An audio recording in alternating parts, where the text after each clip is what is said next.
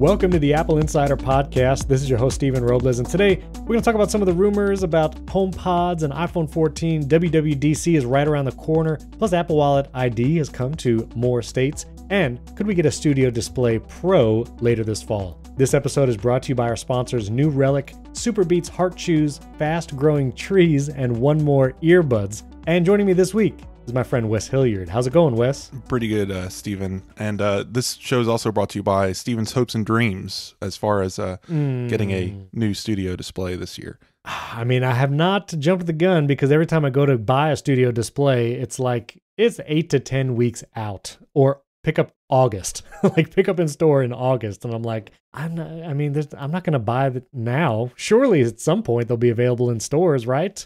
I don't know. Do you still like yours? I mean, you got a studio display there. Yeah, I wouldn't trade it for anything. I mean, I did a monitor review recently that had coil whine, and I was just like, yeah, this is a problem with monitors that exist. They're made with cheap plastic. Their electronics aren't highly calibrated. Mm-hmm. It's just one of those things that it's like, I paid the extra, $300 premium that's probably on this monitor and got a really good monitor out of the deal. So I'm not upset by it. I will say I'm in my new house now. We have finally moved. Tune into Monday's episode of HomeKit Insider. I talk a lot about some of the new devices around and the new setup, but I'm in a new studio here, still working on some sound dampening. I actually have a blanket against one of the walls behind me just to make sure there's not too much echo. See, sound dampening, I didn't know that literally involved water, Stephen. I saw your Twitter post. Yes, so I bought these sound panels on Amazon. They weren't too expensive, but they come very compressed in these packages, and I got a bunch of them because I covered an entire wall. I'll put a picture in the chapter art right now. But the way you uncompress them, I guess the best method is to soak them in water and then let them dry. Otherwise, I don't know, they won't be even. I got a set of pads on my wall, and all I did was leave them out for 24 hours and then hang them on the wall. So maybe I'm doing it wrong. Supposedly, yeah, you can do that too. I guess I thought it would be quicker living in Florida for them to dry in the sun, because I was trying to get it all done in one day. Yeah, I mean, the water's evaporating as it comes out of the water hose, so... Exactly. They're all steaming. So yeah, that's what I did.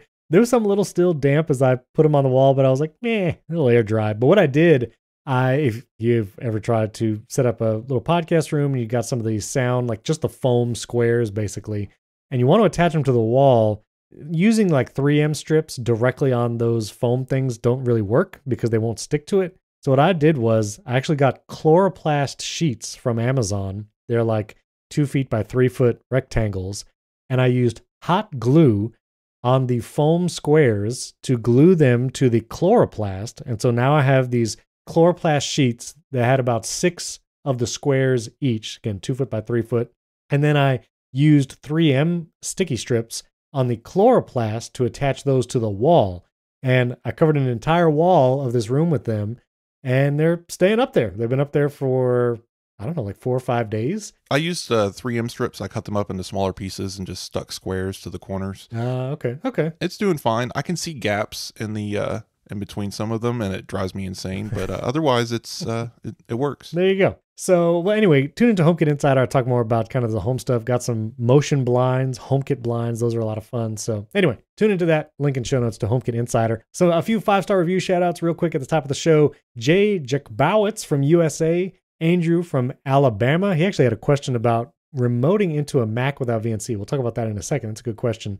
Mimoench from Germany. Sam Goody from Brooklyn, New York. It's actually where I was born. Brooklyn, New York. Very cool. Sam Goody also, not from the store, right? Isn't Sam Goody a store or something? But anyway, D Cornish 721 from USA and Fred from the UK. I'm sure he's friends with William. Thank you all for those 5-star ratings. And to that question Andrew had about, is there a way to remote monitor? He wants to be able to monitor his Mac, see stats and vitals without VNCing. And if you're not familiar, you can use apps like Screens or Jump to access your Mac remotely, but those actually share the entire screen and you basically control your Mac from wherever you are. He just wants to know, is there a way to monitor his Mac without remoting in and seeing the screen?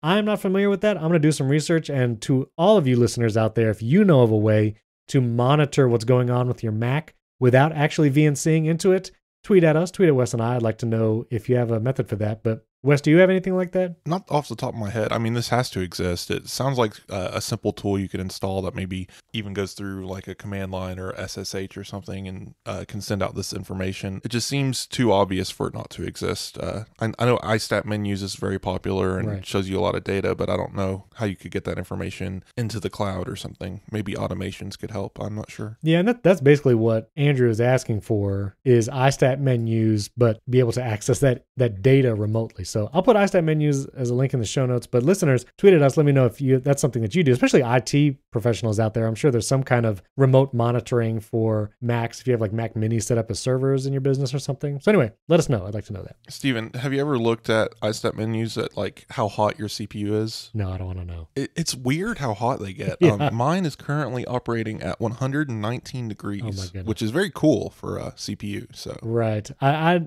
some things, ignorance is bliss. I try not to look at my battery health too often. I don't want to know how hot my CPU is. I'm going to trust my Mac Studio fans to take care of it. It's interesting data. People like seeing that, especially like RAM and how much is being used. You can also go to Activity Monitor for some of that, just built into the Mac, but that's in your utilities folder. Anyway, WWDC is right around the corner. We're basically a week away. Is that right? About a week and a couple days away from the keynote on June 6th. The main keynote will be at 1 p.m. Eastern, 10 a.m. Pacific. And Apple sent out kind of its official schedule for Worldwide Developers Conference. A lot of them is still online sessions. Of course, that Monday on June 6th, you have the keynote. You have the State of the Union, which is at 5 p.m. Eastern. And they also have their Design Awards ceremony, which is 8 p.m. Eastern on that same day. All those keynotes happening on Monday, and then breakout sessions virtually the rest of the week. And this image that they sent in the email, it basically has like 5 Memoji faces. Apple's really been on the Memoji train when it comes to like WWDC and the invites and emails and all that. And I was trying to interpret these like 5 faces. Is one of them Craig Federighi? I'm not sure. I don't think so. I'm fairly certain they're the Power Rangers. Oh, wait, for real? No. Yeah, okay. I didn't think it's been a while since I've been familiar with the Power Rangers, but no, but I shared this image of the Mighty Morphin Power Rangers movie from like the 90s, and they had a similar silhouette with stacked colored heads. Oh, okay. It was hilarious, and anyone who grew up a Power Rangers fan immediately saw this and said, "Oh, Power Rangers!" But no, there will not be any Power Rangers at this program. I'm fairly certain. I thought it would be interesting if they had like some new presenters at WWDC for the keynote, and they kind of made these Memojis those new presenters. But I don't know. We'll have to wait and see if that actually pans out. Apple has a lot of fun. Some people are calling out that these look like more detailed than existing emojis, and the fact that they are a side profile is interesting. I don't think you can technically get a side profile right now, because once you turn your head away, Face ID's like, whoops, and that's about it. If you're in a virtual reality scenario, you're going to see a lot of sides of heads. So I believe Apple could introduce like full body emoji replacement technology or some nonsense. Like, using the LiDAR scanner, we can replace someone's body. You would never do this, but hint, hint, wink, wink. It's for a VR headset we're not going to tell you about. So right. Okay, that's some tea leaf reading, but I could see it. I could see that. There's some details in that hair from the side profile. But June 6th, that main keynote, we do a recap podcast every time there's an Apple event. So stay tuned that afternoon on June 6th, and I'm going to try and get an episode out as soon as possible, going over all the big announcements. There's a lot of rumors that we're going to see hardware at this WWDC. The Apple Silicon Mac Pro is still floating out there. Should be announced sometime this year. WWDC seems like a prime opportunity. Not sure if we'll get a new display. We're going to talk about the Studio Display Pro that's rumored for later this year, but should be seeing some kind of hardware at WWDC. So June 6th, stay tuned. Recap podcast will be coming out that afternoon. So Apple Wallet ID, we've talked about before. It's the digital ID or driver's license that you can use basically only for TSA if you're at an airport to go through that checkpoint. It's only been available in a handful of states. There's one new addition, which is Maryland. Maryland residents can now put their driver's license or ID in the Wallet app. But that's it. I mean, that's the only update. I've been waiting for Florida, who has a whole website that talks about their digital ID. That website's been out for months and months, and I've emailed them multiple times and just nothing. So this is rolling out very slowly, and unless you're flying, I don't know what the use case is. What do you think, Wes? Well, a lot of things have to change for this to become a form of ID that's going to be accepted anywhere. And a lot of state legislators are saying that they're all in for the digital future, but that could mean a decade before any of this really gets implemented, because we've discussed this before, but it's a just a top level problem of not only do the IDs have to become ubiquitous across iPhone and Android because they're both large portions of the United States user base, even after everyone can do this feasibly in the country, each state will have to adopt laws allowing it to become a legal form of ID for performing other functions. And likely, it's not going to just be one sweeping bill. They're going to have to release multiple bills specific for buying alcohol, for proof of identity during certain situations like traffic stops. Right. Police are going to have to buy and adopt new technologies for NFC scanning and getting this information off of the phone, because taking the device from the car is not tenable. I don't think anyone would want that. And if that is the case, then no one's going to use it. So it's just a lot of stepping stones. This is just the beginning of it, and I wouldn't, hold my breath. About the time the Apple Car releases, this will be a form of ID you can use. I think this will be a little, well, I don't know. Yeah, you might be right. 2028, 2030 timeframe. I actually had a reporter reach out to me. I think she's from Arizona or something, or one of the states that has the digital ID that was launching. And I had to explain too, people don't understand. This is not like your ID is visible on the screen of your iPhone and you're literally showing your phone screen to a TSA agent or other person. It is an NFC transfer of confirmation of ID. A terminal interaction. They never touch your phone. They never even see your phone, technically. Right. And so for this to be accepted in places like to buy alcohol, that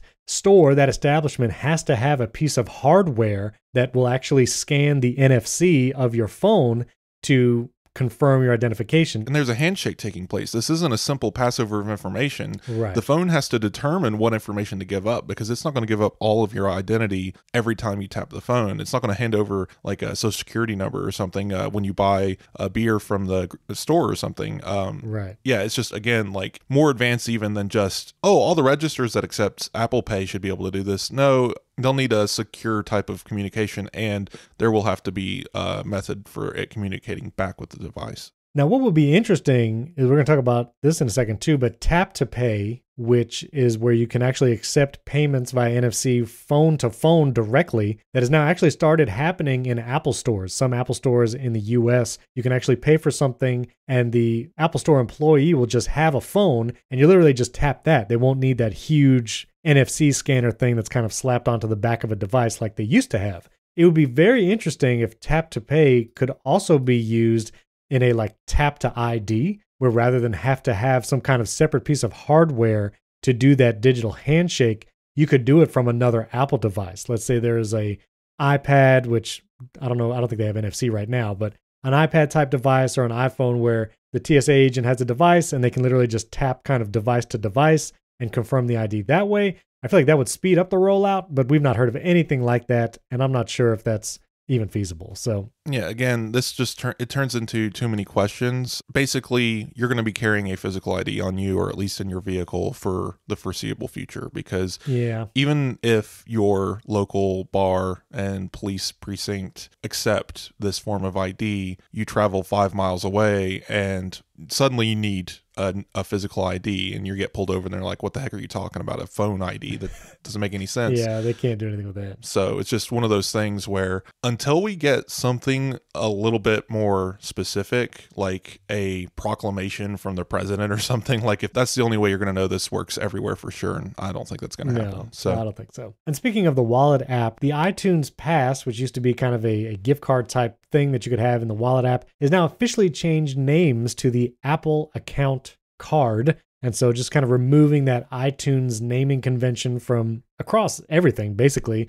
You see iTunes less and less. And so now it's just Apple Account Card, using it to buy things like in the App Store and Apple Music and stuff like that. And I had the question, is that the last place we might see the word or the name iTunes? And then Windows. I was having to do stuff this past week, and it's like, no, iTunes Connect is still alive and well. If you have to do anything related to like App Store, podcast, book sales, stuff like that, iTunes Connect is probably going to be there forever. So yeah, I mean, unless they call it Apple Connect, and that doesn't make any sense. They could change the name of that at some point. But yeah, Windows is still hanging off the side here with iTunes. right. Apple, there was some hints of Apple splitting that up into like, their 5 different media apps or whatever and putting it on the Windows Store, but that just has never come to fruition. Yeah. But I could see that happening at some point. It's just one of those odd legacy names where you wonder, does iTunes disappear? Because it is still on your phone. I mean, I don't know how often you guys check, but if you haven't used it in a while, it might have deleted itself, but it is still there if you need to make a media purchase or buy a ringtone, the iTunes because Store. that still exists. Yeah, it's still there. There it is. And the Apple TV app lets you buy things technically, but It's an iTunes purchase. basically rerouting you through the iTunes store when you do that in the back end. Yeah. So it's not actually its own storefront, not yet anyway. So That's true. slow and steady. Yeah. I will say Apple Podcasts, when you're managing your stuff in their dashboard, it's called Podcasts Connect. Apple Podcasts Connect is the platform name. The URL is podcastconnect.apple.com. I could see it changing to like Music Connect or Books Connect, TV Connect. I don't know. I guess it could be, but that name isn't going, it's not going away anytime soon. It's just amusing to me what nerds get hung up on. Like, I'm definitely like the kind of person who likes efficiency and uniformity across these things. So, and Apple is that company, but at the same time, we're talking about, turning something a boat the size of Texas at this point. Like, it's a lot of changes need to happen across a lot of things before we can just throw away a name like iTunes. It's embedded in everything. So yes, very true. This episode is brought to you by SuperBeets Heart Chews from Human. So listen, I love caffeine. I try to fix many things with caffeine, especially my energy and endurance, but you can't fix everything with more caffeine, and it's not great for you. So here's a new way to start your day. SuperBeets Heart Chews. They're a tasty treat. They look like little starbursts, little squares, and they give you the energy you need, and they're good for you. So no more afternoon coffees and energy drinks and candies to pick you up. You get 2 delicious plant-based SuperBeets Heart Chews. Add them to your morning routine. It promotes heart-healthy energy throughout your day without that caffeine crash. And because SuperBeets Heart Chews are unique, clinically researched grapeseed extract, promote heart-healthy energy, and they even normalize blood pressure as part of a healthy lifestyle. I've actually been having the SuperBeets Heart Chews for a while now, and I do find they give me that energy. I don't feel at the several hours later like you would with some kind of like a sugar or caffeine high. And I love taking them knowing they're also good for my heart. So do more for your heart and treat yourself with SuperBeets Heart Chews. And for Apple Insider listeners only, you can get up to 45% off. That's almost half. Plus free shipping at superbeets.com/AppleInsider. This is their best offer available anywhere. That's SuperBeets,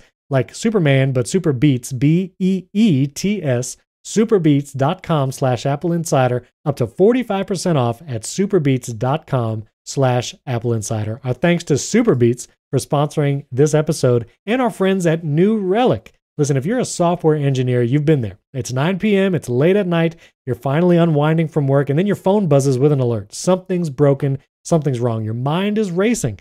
Could it be the back end or the front end? Is it a server or the network? Maybe you introduced a bug by accident in your last deployment. Now the whole team's scrambling from tool to tool and messaging person after person to fix the issue. Well, that won't happen when you have New Relic. New Relic combines 16 different monitoring products that you'd normally buy separately, so engineering teams can see across the entire software stack in one place. You can pinpoint issues down to the line of code and know exactly why the problem happened. That's why the developers and operations teams at DoorDash, GitHub, Epic Games, and more than 14,000 other companies, they already use New Relic to debug and improve their software. So whether you run a cloud-native startup or a Fortune 500 company, it takes 5 minutes to set up New Relic in your environment.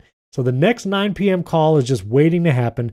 Get New Relic before it does. And you can get access to the whole New Relic platform and 100 gigabytes of data free forever. No credit card required. Just sign up at newrelic.com/AppleInsider. That's NEWRELIC.com/AppleInsider. newrelic.com/AppleInsider. Our thanks to New Relic for sponsoring this episode. Okay, so just wanted to touch on this. There was actually an FCC filing from Apple that mentions a new network adapter. It's kind of an unnamed piece of hardware. Supposedly might have a USB-A port, a USB-C connector, antenna. We're not really sure what this means, but a lot of people were like, maybe it's a new airport. Apple filed this thing in preparation for a new Wi-Fi router device, mesh Wi-Fi. And listen, my hopes get up just like everybody else. I would still like to see Apple do Wi-Fi routers. We've talked about it before on this show, but they really have an opportunity now to make a wireless router that is all encompassing with Thread and private relay and all the iCloud Plus things built into a Wi-Fi router where it can say your traffic is secure and private. It can make all the cable companies mad because they can't see as much data as they could before. Like, there's a great opportunity there, but I still think the likelihood of Apple getting back into the Wi-Fi router business is pretty low. What do you think, Wes? Well, first of all, this isn't a consumer-facing product. I'm fairly certain this is a device they stick under a table at the Apple Store that communicates wirelessly with their ecosystem of. I wouldn't expect this to ever make it to us. This is kind of like that weird Apple Watch dock that they have internally. That's what like a 8,000 megahertz signal or some nonsense. Yeah, this is nothing. Interesting, cool that they're out here playing around with networking stuff, I guess. But again, this is internal to Apple stores, that type of stuff. I don't think this will ever show the light of day on our end. I would love a Apple router ecosystem and a lot more dedication from Apple, but I don't see that happening. I will say, since coming to this new house, I had the Linksys Velop system before, which I think you have the Linksys Velop also. Loved that system. You know, they even have the Wi-Fi 6E versions, I think, that are available now, or at least coming soon if you want to get the cutting edge. But here in the new house, I had wired it for Ethernet before drywall went up. And so I did the Ubiquiti Unify system, and I have 2 of their Wi-Fi 6 long range routers in 2 parts of the house. They have power over Ethernet. So I don't even have to have like an electrical plug nearby. It's literally the Ethernet cable that powers it and brings the internet. And so those are mounted in the ceiling in 2 rooms. And those go to a closet where I have a Ubiquiti Dream Machine Special Edition, which is this rack-mounted device. You don't have to rack mount it, but I put it in a little rack, and it does the power over Ethernet all built in. It's got 8 ports. So I have different like smart home hubs and different devices into those ports. And that's powering everything. And I have to say, for a new construction type situation for a house or a business, obviously it's more commercial related. You know, you see more businesses using the Ubiquiti stuff, but man, I really love it. It has great speeds. All my devices, I've, no issue connecting to Wi-Fi. It's covering a large area. And those Ethernet ports on the Dream Machine I have coming directly to my office, going directly to Apple TVs that are on different televisions and home theater stuff. And it's been working great. So I know that a lot of people use the Ubiquiti stuff in the home as well. People were tweeting at me as we were building, and I've had a great experience. So if you're doing some kind of new home construction and you want not hidden away, but you want kind of low profile and low intrusive Wi-Fi device type setups, the Ubiquiti stuff is nice. I'll just say that. Yeah, you should definitely go wired anytime you can. Oh, yeah. I would like to see more HomeKit routers.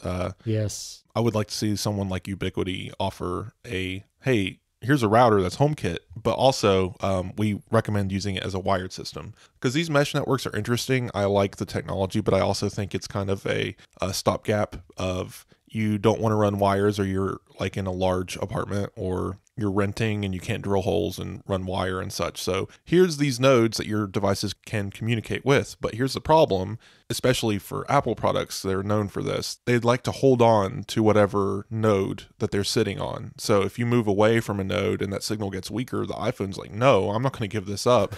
And then you need node switching, but then that turns into chaos too, because then you're relying on the router to make networking decisions, and maybe the signal drops for a second and then you switch nodes to a weaker system. It's a mess, and wired's obviously going to be the more efficient way to handle things, but you're never going to have a wired connection to your iPhone, so you need a good wireless network as well. It's just once you get 2 or 3 nodes up in the air, they all start getting that cross chatter, and your devices have a little bit of a harder time trying to figure out where they should be and how they should be there. And that's getting better over time, but again, it's a mess. And there's a reason why like businesses use these complex wired systems. Yes, when you're there and you go to work, it's not great because your network connection's slow because there's 8,000 employees connected to the same network trying to do this, same stuff all day. But when you're at home and it's just maybe 5 of you, you're never going to see an issue. So don't let your office experience ruin it for you. These types of networks are pretty cool. And honestly, I would probably do the same if I was building a house. All right, so iPhone 14, we don't have any new rumors, but I'll just reiterate some of the things that we might be getting is an upgraded front-facing camera on the iPhone 14 this fall, maybe just the Pro model, getting autofocus on the front-facing camera, and always on display is looking like it is likely for this fall. Ross Young On Twitter, he's at DSCC Ross. He's a display analyst. He has a pretty high track record for leaks. He was actually on the Genius Bar podcast with John Prosser and Sam Cole. I'd never heard him speak or make any kind of appearance before, so it was interesting to actually hear from him directly on that podcast. He's been in the display business for like decades, like since the 90s. He's been doing displays back then for computers and stuff. Now he's display analyst for, again, all kinds of things. But he actually said in a tweet that he can't confirm, but he is expecting an always-on display for the iPhone 14 Pro models, much like the Apple Watch always-on display, because it's an OLED, it can only illuminate certain parts of the screen, save a lot of battery that way. Then when you pick it up, that's when the full screen turns on, like on the Apple Watch. So that also might be coming to the iPhone 14 lineup. This is something where I think I would appreciate it. And I've seen like Android phones, like some of the even older Pixel devices have had always on displays, and you can see little notification icons, and you could say, oh, I have a text message, I have an email. Maybe you missed the actual notification. You can just glance at the screen and see that. I could also see like focus mode status being something that's shown on an always on display. So you can just glance and say, oh, I'm in a focus mode or whatever it may be. So I think I'm in favor of it as long as battery life doesn't take a huge hit, which again, I imagine with the OLED technology and how well Apple's been doing with batteries, especially in the phone in the 13 lineup, I could see always on being one of those new features for this year. And I think I would find it useful. What do you think, Wes? Well, it's inevitable. The technology for this to exist is already in the iPhone 13. It's just the range of refresh doesn't go low enough for them to implement it yet, not in a power efficient way, because the iPhone only drops to 10 hertz. The Apple Watch drops all the way to 1 hertz when it's in that low power, always on mode. Right. And Apple's been improving this technology. They introduced that feature where apps can actually detect what state the display is in, if it's in the always on mode or in the full display mode, and can trigger exactly how information is shown. And the iPhone, I'm sure, would take advantage of this as well. So it wouldn't be a hit to battery life. It wouldn't be a noticeable one anyway if there was any negative effect, just because, again, this isn't really doing that much. You're showing a piece of information that could literally refresh once every minute if they wanted to. Right. It's just interesting to see how they're going to implement this technology. 1 hertz refresh rate, that's once a second. It's fine. I don't see it doing anything too crazy to the battery, and Apple's already tackled issues with burn-in, so this isn't going to be a burn-in issue. I mean, the Apple Watch is OLED, right? So that's all obviously taken care of as well. So I would really like to see Apple implement widgets and such on the lock screen so that this could be better taken advantage of. I don't know about utility though. If you own an Apple Watch, this kind of information's already on hand. So this would definitely be a boon for people who don't have an Apple Watch. Maybe you get those kinds of complications on the screen. It's just, again, how much at the ready information do you need at all times? Maybe because the iPhone display is bigger, you get more and more quality information over time, like rain alerts or now playing music widgets and stuff like that. Yeah, I mean, the Apple Watch has some information like in the complications and such, but you do have to swipe down to see like recent notifications. Like if you want to read a text message or at least see who texted you, you do have to swipe down to see that information. Like when you glance down at the watch, it's mostly just the face, unless you actually raised your wrist exactly when the notification came in. So I could see the iPhone displaying a little bit more information that would make it worthwhile to see at a glance. Again, the more information you put on it, the more battery life you're going to affect because it's illuminating more pixels, but it's probably negligible. Well, right. Like it would be able to be smart. Like if it's in your pocket, it's not going to have anything on the display because the light sensor's covered, so it would know to just remain off. Stuff like that would make sense. So like on your desk or on a charger, it could be smart. Like nightstand mode for the watch, the phone could display certain things like charge level if it's on a MagSafe charger. There's a lot of intelligence here they can take advantage of. I just, again, like the utility of it, I just wonder if it's really there. And there's also more privacy implications for the phone because the watch is on your wrist. Nothing's going to show up until you raise it and look at it. But for the phone, if it's just going to passively show notifications, how does it show that? Is it just going to show a messages icon with a notification bubble? Because even showing who is texting you might be a question of privacy, and some people may not want that, and there would be a toggle for it and whatnot. But it's just, again, how the information is shown would have to be different than on the watch. Yeah, and I could see another toggle being added. Like right now, I only have show preview of a text message or email once the phone is unlocked, which I see a lot of people that just show the full message, or at least whatever preview will fit on the lock screen, even when the screen is locked. I'm like, yeah, no, thank you. Like, no, I don't want that. But I could see them adding, like you said, another toggle to say,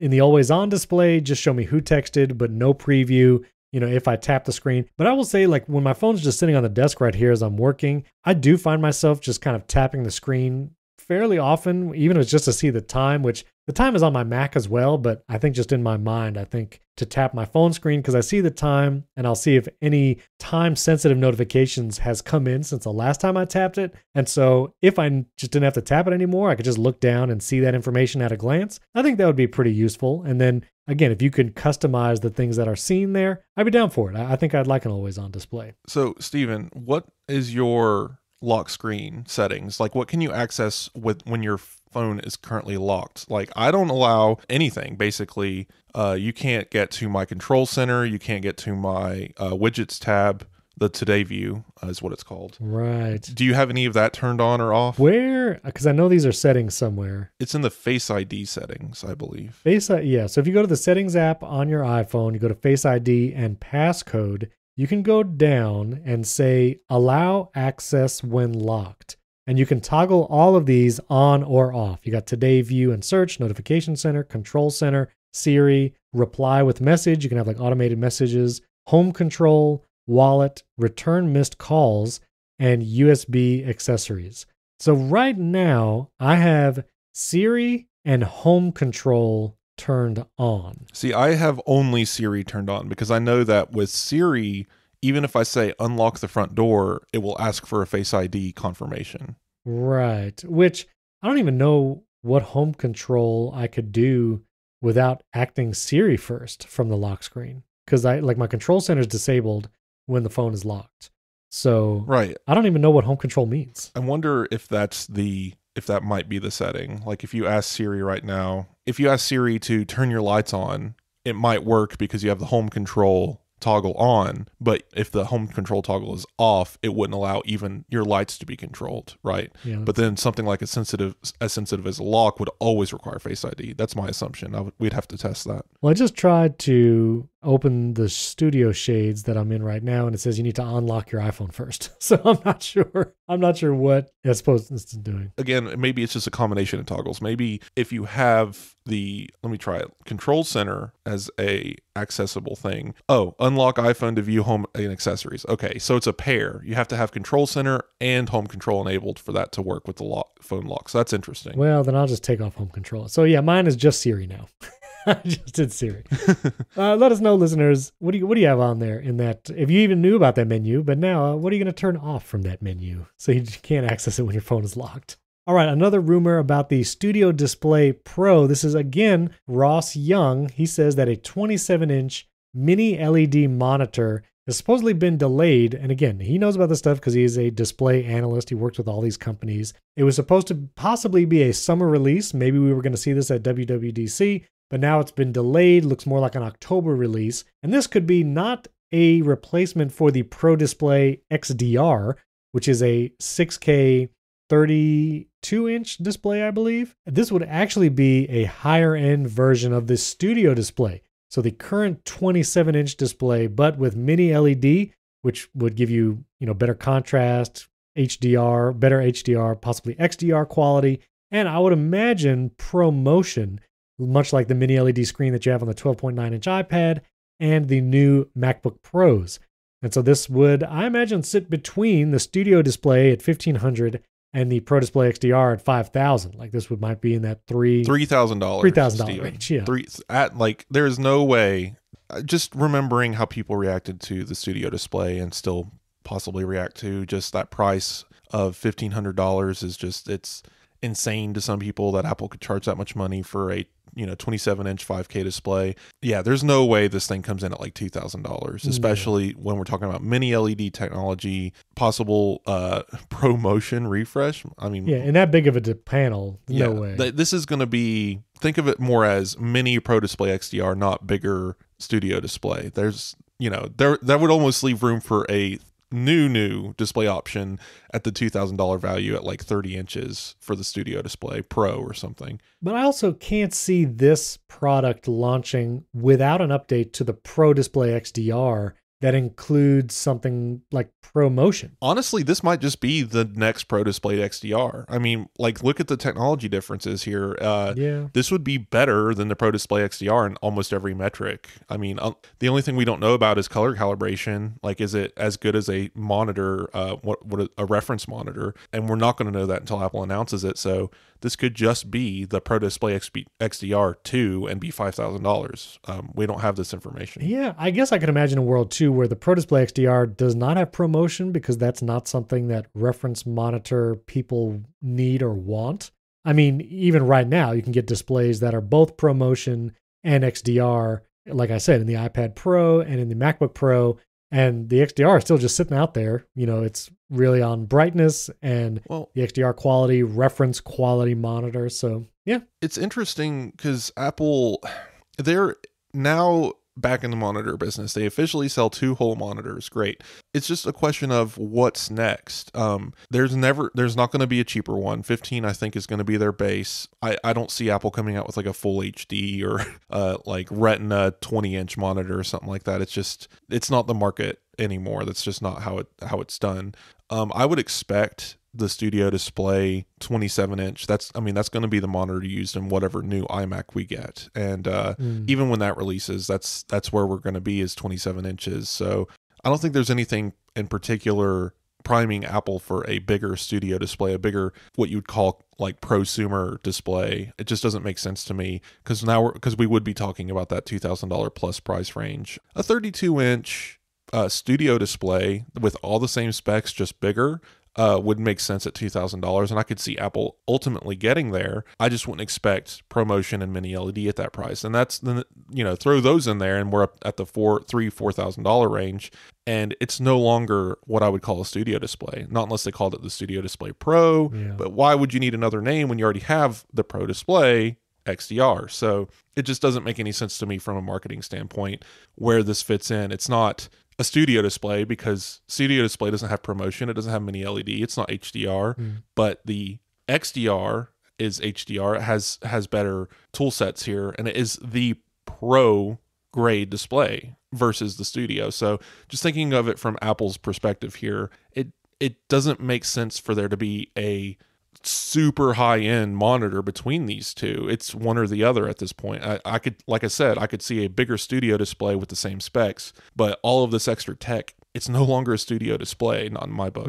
Well, we'll see. I feel like fall would be an interesting time. I guess it could launch alongside new or updated Apple Silicon Macs, like the updated Mac Mini that we've seen talked about, both hardware redesign and the M2 chip. So, I don't know. We'll have to see. That might be coming this fall. I would be very, very surprised if this is a fall product. I mean, again, if this is an updated Pro Display XDR, we haven't seen a Pro Display XDR since 2019 when they did the first Mac Pro Tower.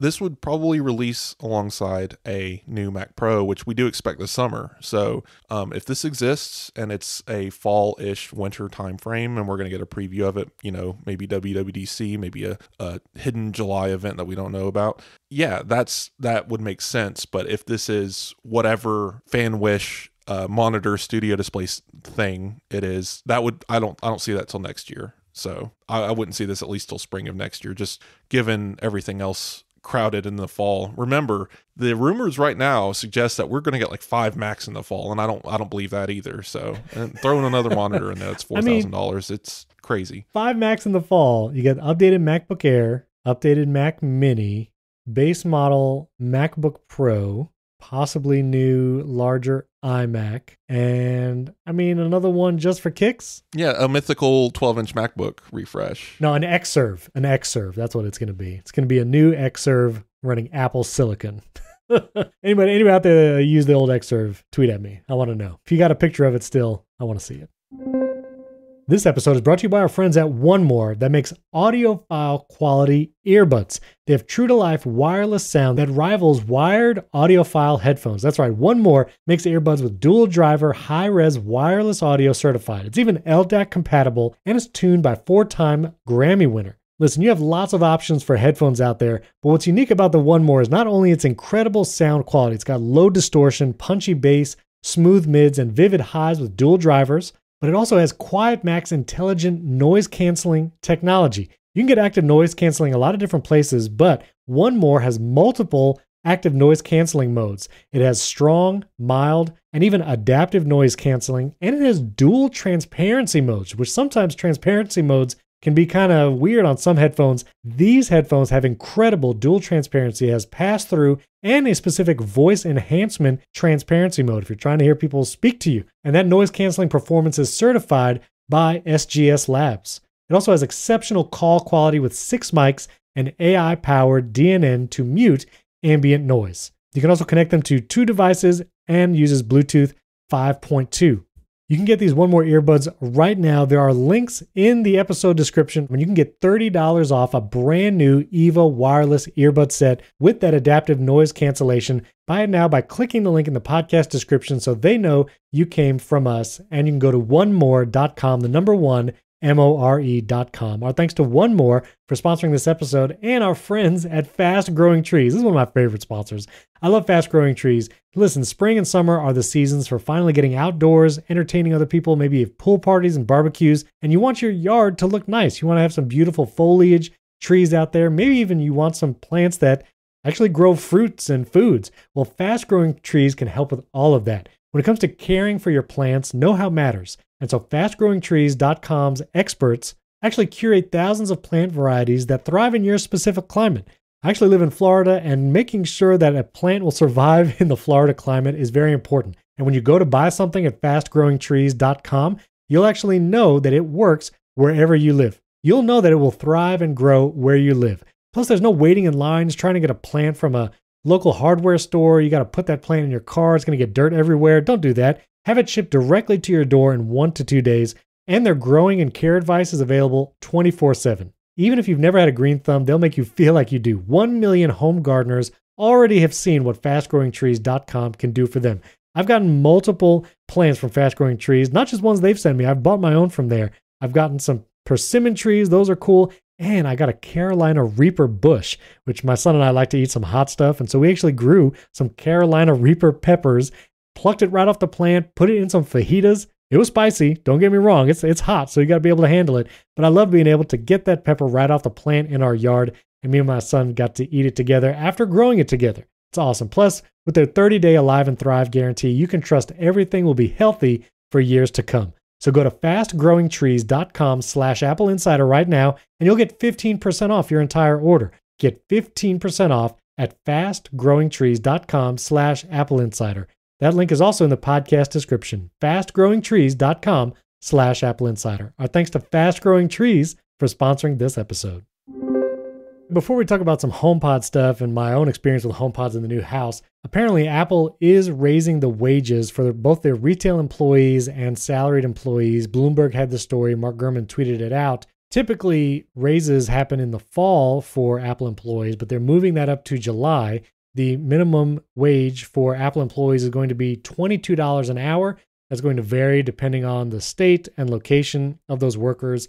And again, this comes right alongside this talk of the unions forming in different Apple retail stores, and also a leaked video of Senior Vice President of Retail and Human Resources, a video of Deirdre O'Brien actually was discouraging the formation of unions. Not directly. She said, it is your right to join a union. It is equally your right not to join a union. And she said, if you're faced with that decision, I want to encourage you to consult a wide range of people and sources to make sure you understand what it could mean to work at Apple under a collective bargaining agreement. So kind of discouraging the formation of unions, this raise coinciding with that, hopefully to probably squelch this uprising of all that. I know William Gallagher had some thoughts on it last week about it, but nice to hear that Apple is raising the wage across their retail and salaried employees. but curious how this union thing is still going to flesh out in the next couple weeks. Unions, I don't really have much of an opinion. It's just, if only because I've never existed in a business that would have a union. I mean, I was in the military. I worked at McDonald's before that. Not really places bustling for it. My understanding is what it's a company or group that is able to negotiate a deal for your workforce that acts as an intermediary between you, the worker, and the business, the big guy. Right. Apple over here is like, you don't have to talk. You don't need an intermediary. We're open for discussion already. I think the workers should do what they think is best for them. I guess I'm kind of with Apple's stance on this is if you're going to join a union, go for it. I don't see them as an issue. This isn't.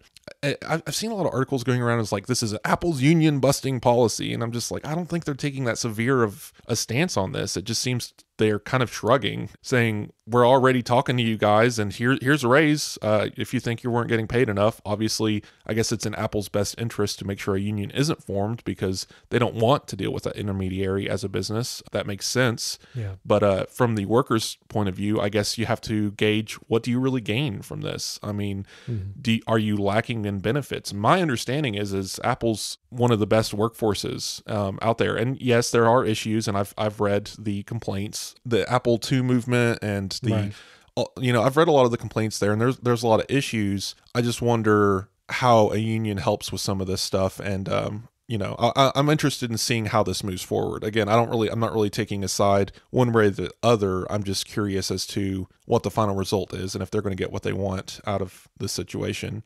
All right. Well, I want to close with a discussion on HomePod because there are some increased rumors. Ming-Chi Kuo was tweeting that an updated HomePod could be coming later this year, 2022, in the fall.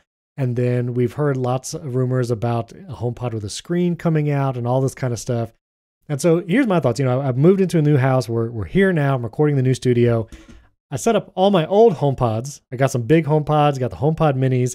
Also bought some new ones. I got some white HomePod minis. It was the first time I ever got white, and there's been lots of varying opinions on the white versus space gray HomePod color choices. I'd be curious to hear your thoughts in a moment on that, Wes. My initial thoughts is, number one, man, I still wish Apple made a larger, higher end HomePod, because setting up a pair of large HomePods and hearing how they sound, the minis still do not compare.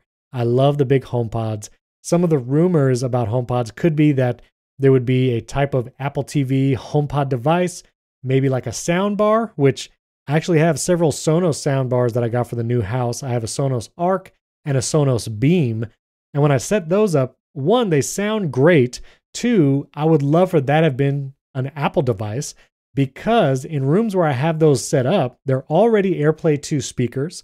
I can use Control Center to send music or podcasts to them, but they don't have Siri built in. And so for our master bedroom, I put a Sonos Beam, mounted it under the TV using the Sonos mount, where I don't even have to hang it on the wall. It literally just hangs underneath the TV securely to the TV mount. I love the setup. It looks great, sounds great, but because it doesn't have Siri, Sonos is developing its own voice assistant, which we talked about on HomeKit Insider. I actually had to get a HomePod mini for that room so I could do Siri commands. Yes, you can do Siri commands to your iPhone or iPad or even Apple Watch, but I find having a HomePod mini be able to take those Siri requests and do those commands is just a better experience overall. I would have loved for the Sonos speaker to have Siri built in, like my Ecobee thermostat.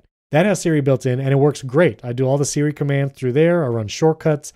It's awesome, but Sonos speakers didn't have it. So if Apple had made a type of home theater sound bar, I would have used that and that would have been ideal. So I love that rumor. I hope that thing would come true. And I also think the screened HomePod is another good option. I'm here in my studio right now looking. I have one big HomePod in here because I kind of had one left over as I was setting them all up around the house. I would love for that to have a screen where I can run some home scenes, like when I'm filming in the studio or recording a podcast, just tap a button and set the scene right there, or have other various controls like music and podcasts, have it right there on the screen. And so I feel like I would love either of those devices. But if Apple were to make anything again, and Ming-Chi Kuo was not super detailed about what might be coming. It was very vague. It was just that HomePod in fourth quarter 2022 or first quarter 2023. It could be just an update to the HomePod mini, which might just be the same hardware with some new features, faster processor. But I am hoping that it is another large HomePod because I miss it.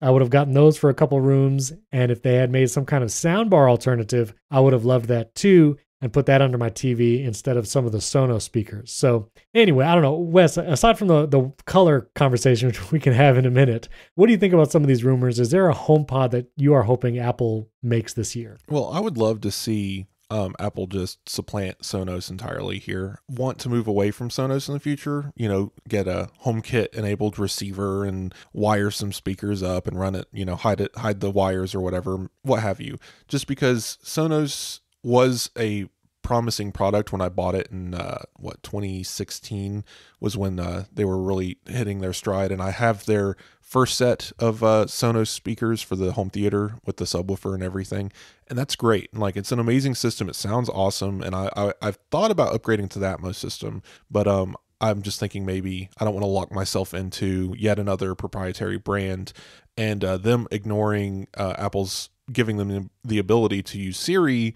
is a turnoff, as well as like them embracing Alexa.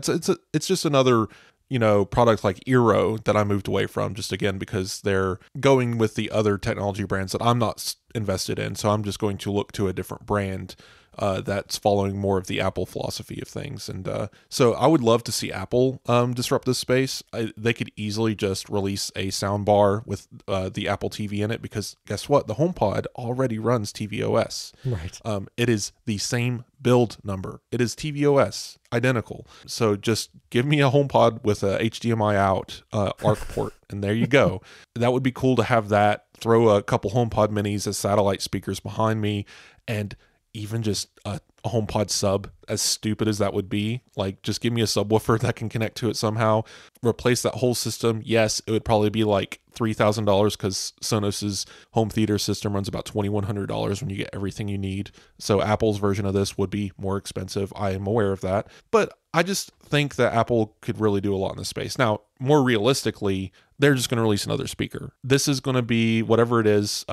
Yes, I think the HomePod mini is due for an update, but it's a mini to nothing, right? So it needs a partner. So we're going to get a upscaled HomePod mini. It's not going to be the original HomePod. It'll be the more basic, it's just a speaker. It can be in a stereo pair HomePod, but with larger drivers, better sound, better bass. The reason why, if listeners, I'm sure you remember this. The reason why the original HomePod was so expensive is because they had 12 microphones doing room listening. And if you moved the HomePod half an inch to the left, it would recalibrate instantly on where it was placed in the room. I don't think that's as necessary, or maybe it's easier to do these days and it's less expensive. Who knows? But whatever Apple does here, I could see a $200, HomePod larger speaker that is able to replace and hopefully be as good as the original sound for a lower price, and maybe a little less over-engineered overall. Yeah. That could come out this fall. Yeah, I guess I'm hopeful,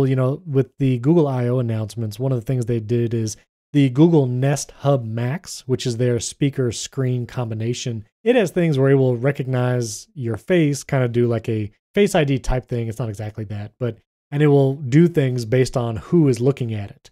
I mean, it would be amazing because Apple TV has multi-user access. You can have multiple profiles on there. The HomePods actually kind of has multi-user access as well, because it will recognize your voice and it will do things based on who is talking to it. To have that kind of ultimate kitchen or living room device where when you walk up to it, it can do kind of a Face ID type scan. I don't think this is happening this year, but it would be awesome if you could do that kind of Face ID scan. It can tell the user. This already happens with HomeKit secure video doorbells like my Logitech Circle View. It can recognize who's standing there because it uses the photos, my photo library and facial recognition that I've labeled there.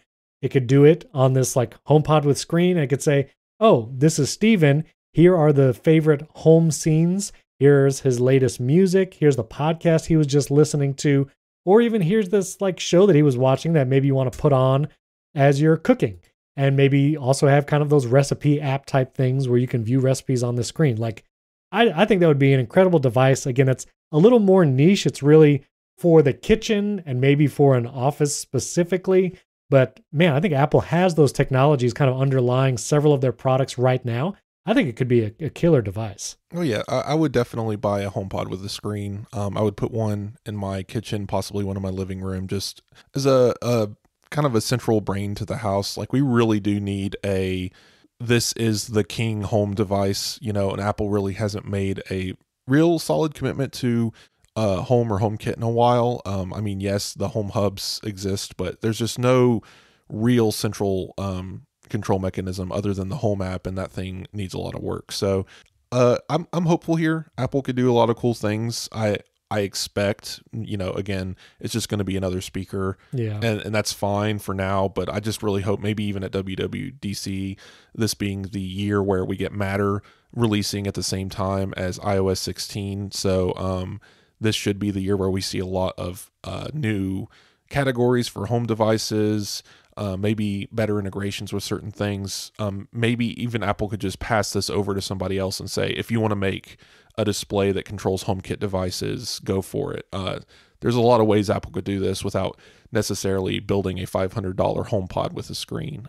Because I mean, who's going to really buy that other than me? I'll buy it. The people who follow Apple Insider. The people who listen to this podcast, yeah, like it's one of those things where there is an audience. And Apple's always been the company. They've never said let's build it because we're going to sell billions of it.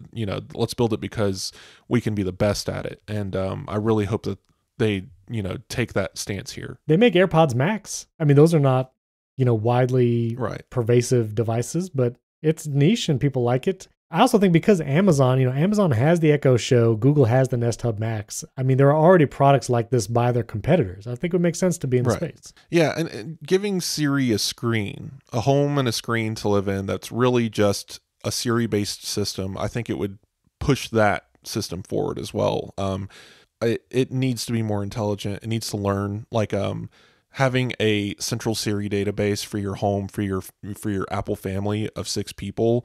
Imagine if Siri learned from your Faces database and you were able to click a toggle saying, share my Faces database with other family members. And when they took a photo, it would automatically recognize your child or your parent or your friend and label it for you. Stuff like that could be really good and done tastefully with privacy in mind and such like that, like giving users access to that kind of control. Because right now, a lot of these systems are completely separate. Like imagine a family contacts database.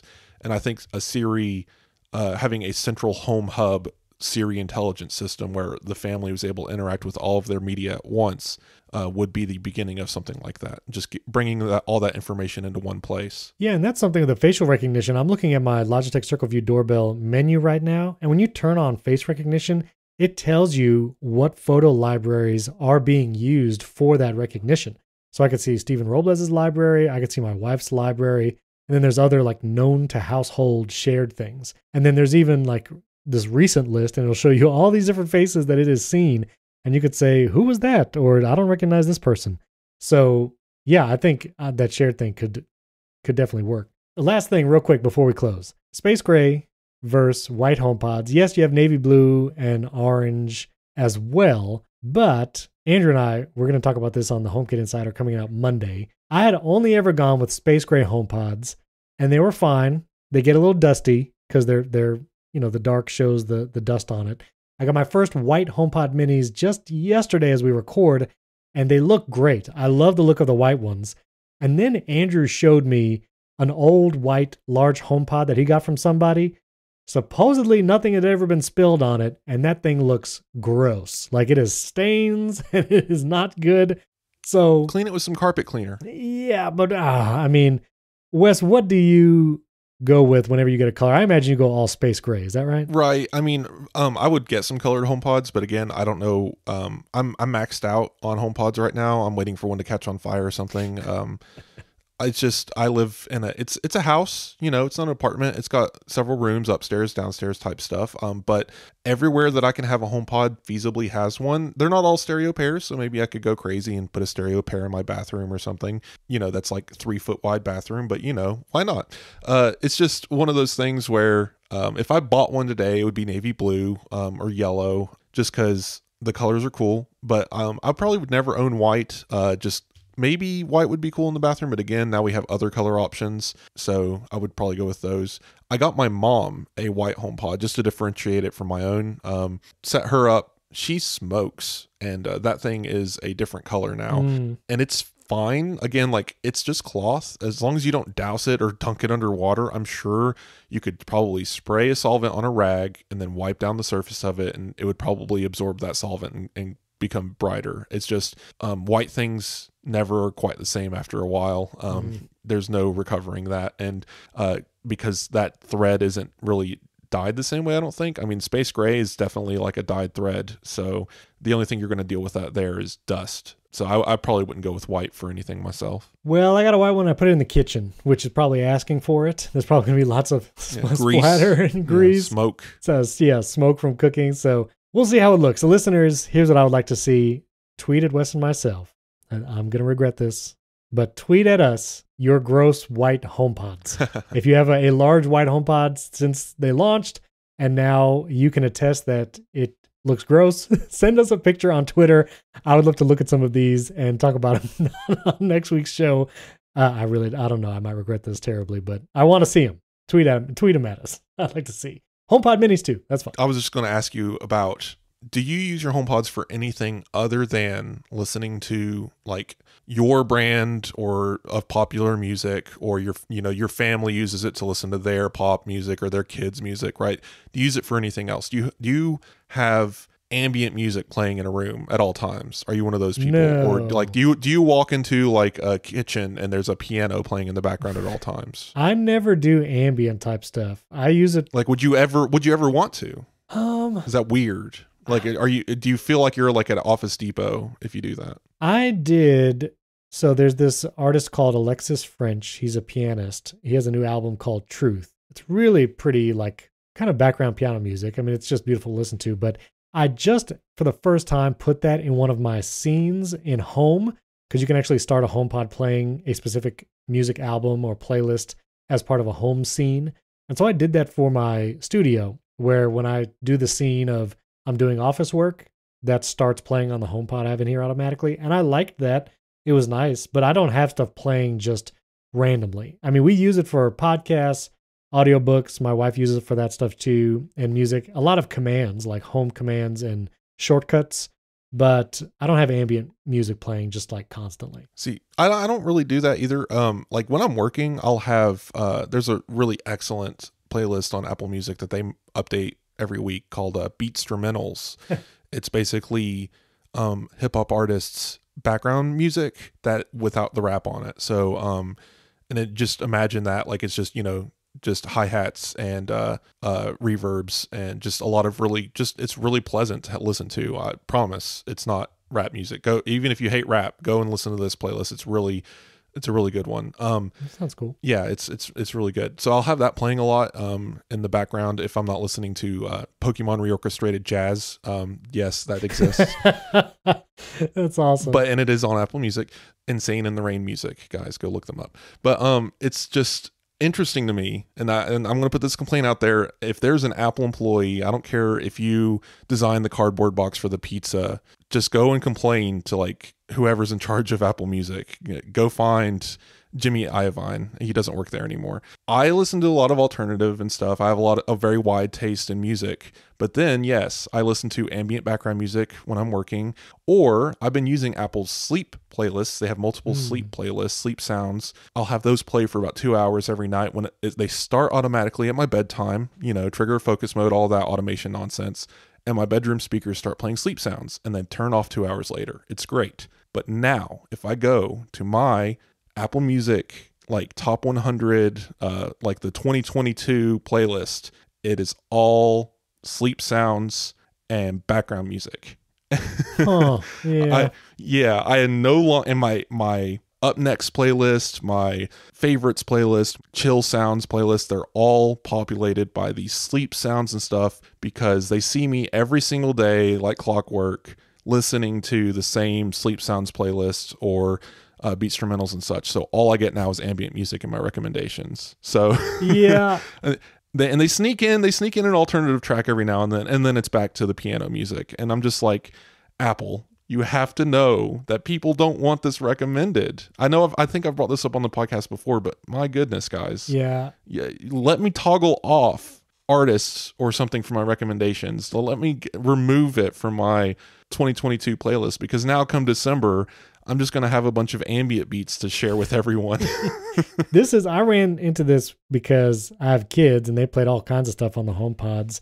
And there is the setting in each HomePod where you can turn off the recommendations from a specific HomePod. So to say, like, don't use whatever is played on this HomePod to start recommending things to me personally. And yeah, the HomePod, when you do that, takes on basically, it gets its own Apple ID identifier for music and associates plays with itself rather than with a person's account, which is great. But my bedroom is Sonos. It's a play bar on my TV, but I can AirPlay to it. So my phone AirPlays to the soundbar. So it's playing from my Apple Music collection on my iPhone. right. And there's no way, obviously, to say don't recognize music from while, there's nothing I can do here. Maybe put a HomePod in my bedroom and do it that way, but again, it's just I feel like this has to be a common enough issue that like I'm just surprised it hasn't been addressed after multiple years of Apple Music being a thing. Like I've only run into it significantly this year because I have adopted this like sleeping habit and stuff and using Apple's sleep sounds and whatnot, but man, it's frustrating because I want to use Apple's algorithmic playlists and recommendations and such, but I've completely broken it now. So I guess there needs to also, like you were saying, just be some way to kind of like manage that or say ignore this. Yeah, you can set, I was looking at the HomePod stuff. You can set like a primary user for each HomePod, and that's what you want to make sure, like if there's kids or other people playing stuff on a HomePod all the time, that you change the primary user. They have to be a part of your home. Like they have to be invited to manage a home, but you can change it to be a primary user that way. But anyway, I'm curious what Apple does with HomePods this fall. I hope they get some new and exciting stuff. So tweet at us pictures of your gross white HomePods. I'd love to see that. Tweet at us whatever you'd like. Wes and I would love to hear from you. Our Twitter handles are in the show notes. You can also support the show, get an ad-free version, both directly in Apple Podcasts. That's all settled now. So if you saw some duplicate episodes last week, it's because we moved podcast hosts and Apple helped me sort it all out. So now should all be taken care of. Thank you, Apple, for doing that. And also give us a 5-star rating and review in Apple Podcasts, and you'll get a shout out at the beginning of the show. Thanks for tuning in. We'll catch you next time.